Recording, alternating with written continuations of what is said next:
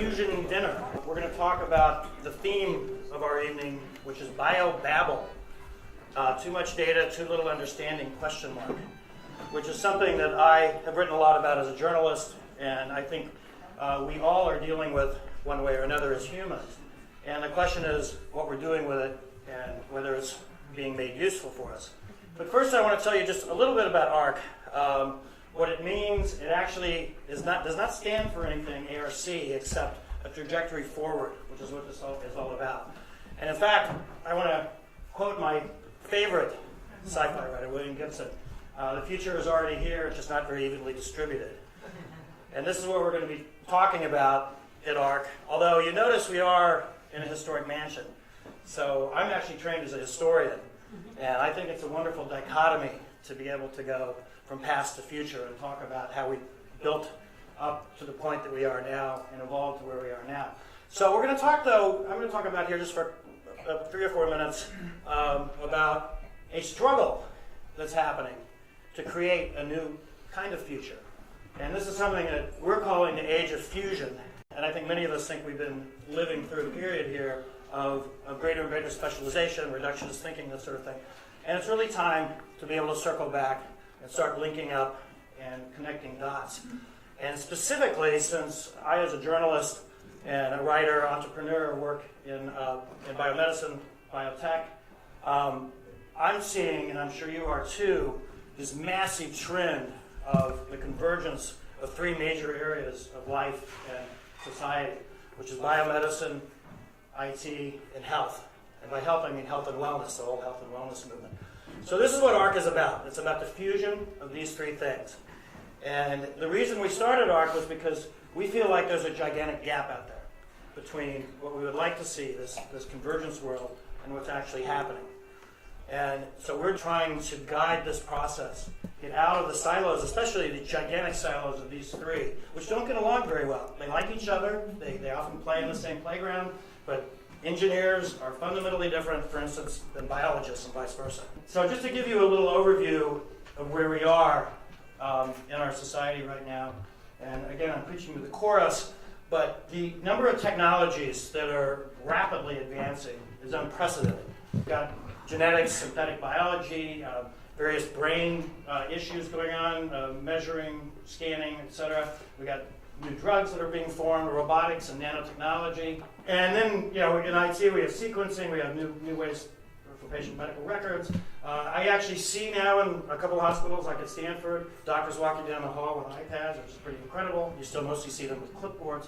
All the different apps that are out there, Watson, in the health space, you've got Fitbits.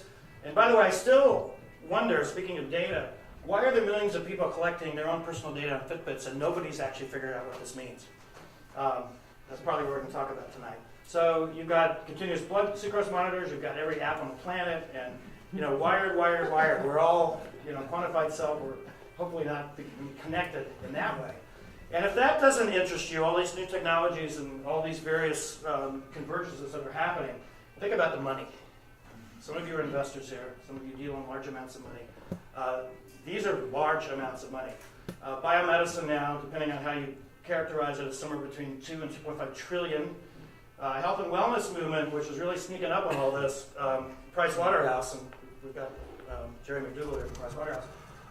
They're saying that by next year, this market will be something like $750 billion, and that's mostly money out of pocket that people are spending.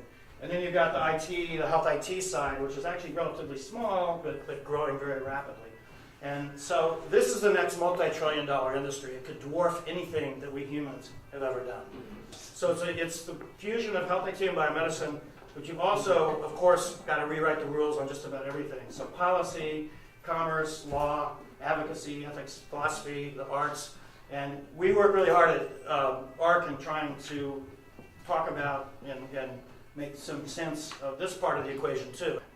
And ARC, the idea like it is tonight, is to get people to have a real conversation. I mean, we all go to meetings all the time where it's just a bunch of talking heads and we're in the audience here usually doing emails. And we want to really engage you tonight, and we'll talk more about that. So it's not just about talk, though. It's also about taking action.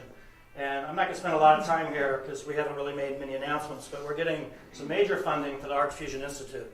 And this is going to be white papers, think tank projects, the Arc Fusion Prize, which will be cash awards to small companies. Okay, a little bit about data, the topic tonight.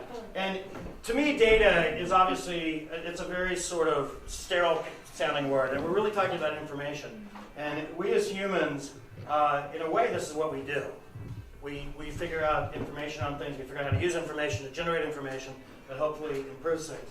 Data generation is an invention that we have done in our civilization at this moment, like no other civilization has done. And the question is, do we know what to do with it? Let's give you a few little fun facts here. Creating data is easy, making sense of it is hard. This is what we produce every day. In fact, this is a couple years old. We're probably producing a hell of a lot more than this right now. Okay, and in the last couple of years, and again, this is about a year out of date, we produced 90% of the data that humanity's ever produced. So obviously this is moving at an extraordinary pace. A lot of people here deal in genetics. I'm just thinking about what happens if we sequence everybody on the planet. This would be hundreds of zettabytes of data. So that's just one issue to think about. Where do we even put all of this data? How do we manage it?